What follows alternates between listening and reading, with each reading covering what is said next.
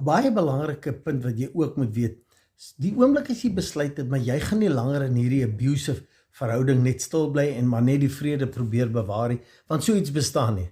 Vrede gaan jy nooit bewaar met hulle nie. Dat sy elke dag iets vars en iets nuuts wees. Dan sit jy jouself in 'n moeilike situasie van jy gaan emosioneel baie aangeval word en dit kan lei tot fisiese aanval ook, maar ons sal daarby uitkom. Die groot ding is wat ek wil sê, kry vir jou 'n ondersteuningsnetwerk.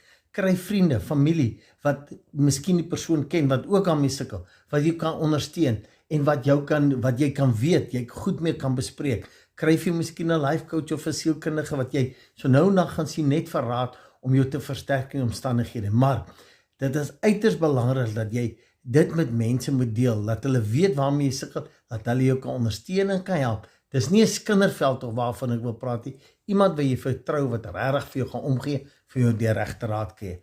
Kry